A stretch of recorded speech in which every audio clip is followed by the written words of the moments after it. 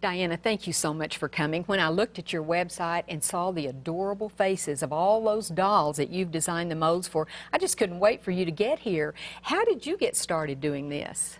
Well, I always liked dolls, and I learned when I was a young mother, a stay-at-home mom, that there were people who made porcelain dolls as a sort of an art form. And I had a background in art, and I read up on it, and I thought that I would have to wait until my children were grown up, but I had an opportunity to design for a company in Illinois, and then later on I started making my own dolls. I got a kiln and learned how to do it. The facial features are just precious. Thank you. So that we can show people, let's go ahead and start down here with this little baby who could not want this little adorable thing. That's Chelsea, and she was modeled after one of my granddaughters. Oh, is that right? Who's 17 now, so it was quite a while ago that I modeled her, and we sell the molds to make Chelsea and all the other dolls. And this one?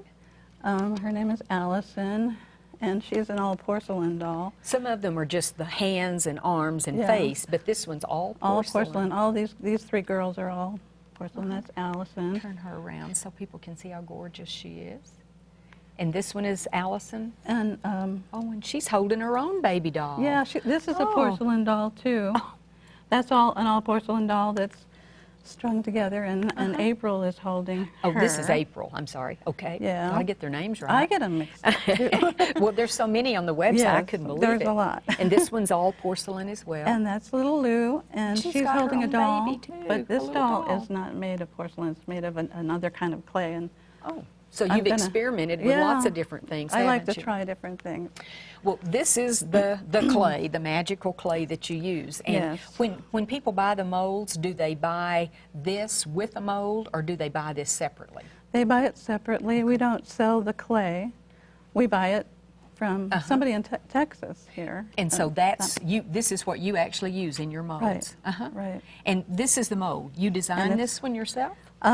I do the sculpting, and then we have a mold maker that makes the mold from my sculptures. Oh, my word, that's so... And with your art background, I can see how that's possible. Yeah. But we might take a look at this mold before we start pouring anything in it, and you're just going to pour the... Yeah, people want to know how you make a porcelain doll, and it's hard to really explain it. It's a little complicated, because you take this liquid clay and you put it in the mold, and you wait a little while, and the plaster absorbs some of the moisture. This is the plaster you're saying. It absorbs and it's very the moisture. absorbent. It absorbs some of the water, and then you pour out the liquid center, and you have a hollow shell. Okay, let's go ahead and pour this one. Okay. Do you just pour till it's up to this line I can see in there, or how do you know how? Yeah, you fill the pour spout.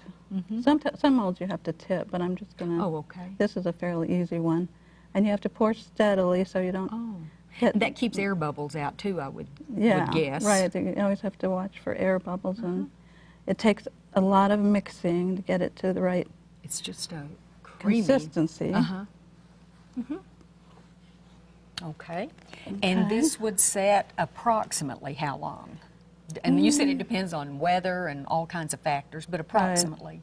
Well, you leave it full for 5 minutes or so, and then if it looks like it's getting thick enough, then you pour it back into your jug or what's left whatever, out. and then you leave that shell in there for a little bit longer, let it firm up more. Otherwise, it would be so heavy, wouldn't it? Well, it'd be soft, and it wouldn't survive the opening. You have to. It kind of draws away from the plaster just a bit when it's the right. Like when you're baking, it comes loose from the edges, so to It's speak. not like that. Okay. Now this one we poured. We have no idea if it's ready or not, but we poured it a little bit earlier. Yeah. So this is what we might call the magic moment, and let's hope it works, right? Right. Let me move this out of your way, and show us what we would do once we think it has set up and after we poured the excess out of this first mold. You take the band off. Okay, those are strong bands that hold it together. Yeah, if you don't have strong bands, you got porcelain everywhere. And you're just... I'm trying to see if it's going to give. I don't know. It doesn't feel like it wants to It's not quite let go ready? yet. Can we Okay. leave Maybe we it just better a little leave bit? it and then show one that you've already taken out of a mold. Okay. This one has... Oh, and this is what you meant by pouring out the, Yeah, here's... the excess. Right. It's hollow. It's hollow. And this has actually been fired a little bit because usually people don't like to handle them when they're so fragile, and they also create a lot of dust when you're polishing them. You have to do a lot of polishing before it's ready to do the final firing. And you said this one's been fired once. So, it's been fired briefly okay. to a cool temperature of about 1,200 degrees. Okay. And for how long? About an hour. Oh, or maybe it depends on how fast your kiln is. And how big? Different kilns are different. And also, you have molds in from the little teeny tiny ones. What's the largest? About 30 inches Wow. tall.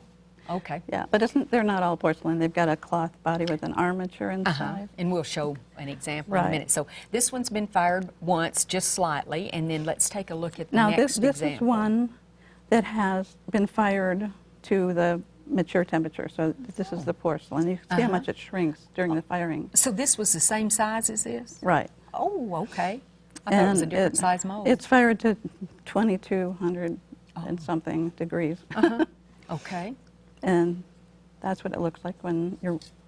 And then it has to be polished up a bit more. And when you say polishing, what do you use to polish? Is it a cloth? We have or? special sanding pads and different It's, items. I guess, like a softer sandpaper Yeah, type? Okay. something like that.